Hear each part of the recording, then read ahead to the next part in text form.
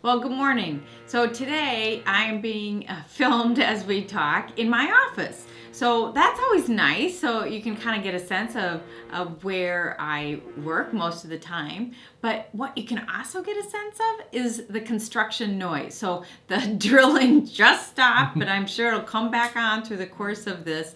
And I would ask you to imagine what it's like really mostly for our staff, because I have the luxury of going down to the chamber and going to committee, but our staff sits in this office and listens to this incessant pounding, drilling, hammering. The whole place vibrates. That's what it's like working in a place under construction. So just want to share that little thing with you.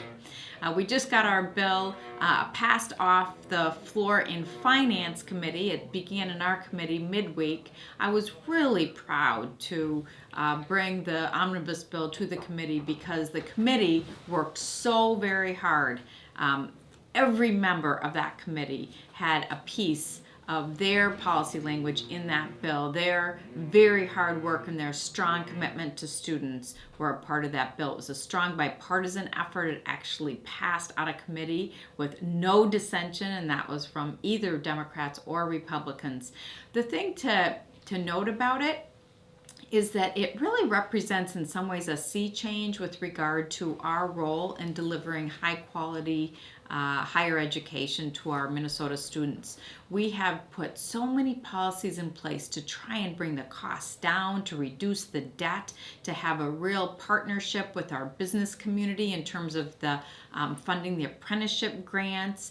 We've adopted a provision that takes into account the fact that greater Minnesota is just clamoring for technical skilled workers, and so we've included the provisions that say if you're willing to go into a technical field, you, in essence, if you're a lower middle class student, get to go for nothing. Of course, your own hard blood, sweat, and tears. But we have put parameters around it. We've said you have to have a certain grade point average, you have to be on track to complete.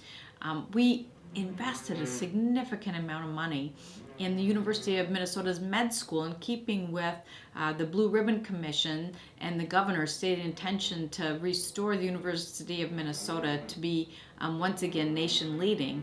But then at the same time, we put very strong language in there, making sure that the university responds to the Office of Legislative Auditor's Markinson report, the human subject testing. We've said we want reporting back of their ability to implement the 93 recommendations in the AHARP report. In addition, we've spelled out, we want to know, what are you doing about consent when it comes to testing of those who are vulnerable? What are you doing when family members have a concern and a complaint? What are you doing to make sure your internal review boards are independent? That's spelled out in the legislation, and we ask for the university to report back to us every month. And I pledge that we will continue to put that kind of pressure and oversight so that we make sure that we all respond to what we learned this past session.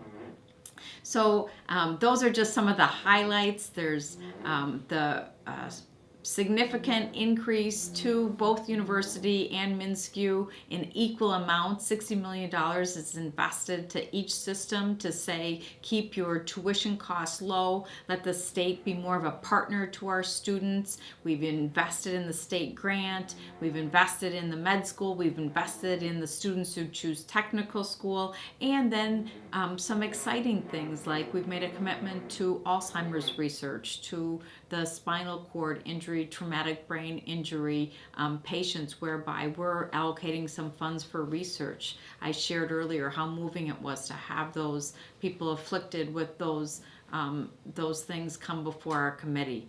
So it was fulfilling work, and you will be able to read the whole thing. I'm not sure it'll be ready for you today. I said last time that we would have a survey for you this week, and this time we do have a survey whereby you can give us your input about the budget. But then just a last piece. Yesterday on the Senate floor, we talked about the ban on Sunday liquor sales. And so I am consistent on that measure. I vote to repeal the ban. I don't think it's government's role to decide when people should buy their liquor. And so the Senate vote to repeal, we didn't have the majority. We had more votes than we've ever had before, and I don't think that chapter's closed. We'll see what happens in the House. We'll see what happens in conference. I get a lot of emails on that subject, and I sure appreciate hearing from you. Maybe we'll have a survey on that next time. But I know, all joking aside, that while people do care about that, the most important things that we focus on are making sure those who are most vulnerable are cared for, that we're investing in education from pre-K through post-secondary, and that we're making sure we do all we can to provide an environment that's economically competitive. So thanks very much for tuning in. Have a great weekend.